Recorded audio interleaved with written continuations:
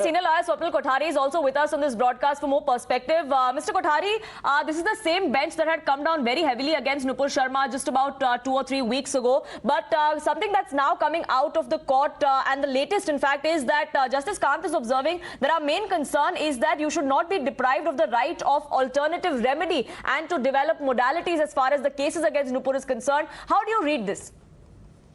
I think, as I had told yesterday on another channel, is that there is a strong likelihood that the court will not expunge the remarks.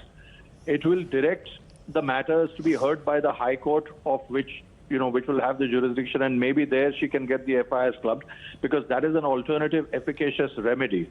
And if you notice the observations, apart from the scathing remarks, it's also said that it appears to us that the petitioner does not find the magistrates of the lower court or even the judges of the high courts to be appropriate to hear her case. So that is something which they will keep it in mind themselves.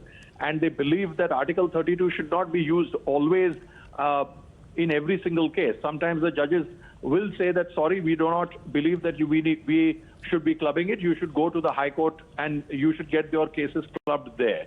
So that is possibly the refrain of the judges, it seems to me, that it's coming to, and that is what I think they are most likely to hold. I don't think that they'll be clubbing the FIRs themselves. They should actually.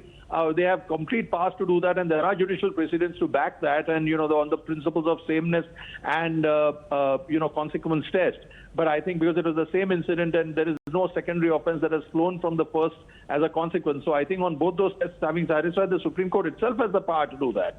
But nevertheless, sometimes the Supreme Court does so, and it happens in every single case. Wherever, even I have appeared in cases, the Supreme Court has said that, sorry, Article 32 is not appropriate. You can go to you had an alternative efficacious remedy. So I have to, sort of disappoint my client and say that, sorry, there is a chance, and which I told you earlier, that the Supreme Court is likely to shunt it back to the High Court from where you have the jurisdiction over the case. So this is not something which the court does it, out of, some sort of an ill will or anything of that sort. It's just that if you have the alternative efficacious remedy, it tends to declog.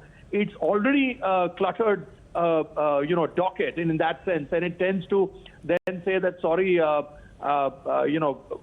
have to shunt. So this is more likely, it seems to me, and they will certainly not expunge their remarks. I don't think but they'll direct the lower court saying that please do not consider our remarks. They were made there, and and let me tell you, the Supreme Court, like any other court, has a right to get angry, and sometimes the anger does stem out of it flows into some very strong scathing remarks. But then so be it. Then so be it. And it's that they will direct the lower court with that. So I think that will be the more, so I don't think they'll be... Of course, we'll of course have to wait and watch what exactly the order comes out of the Supreme Court. But Swapnil Kothari, thank you so much for putting that in perspective for us.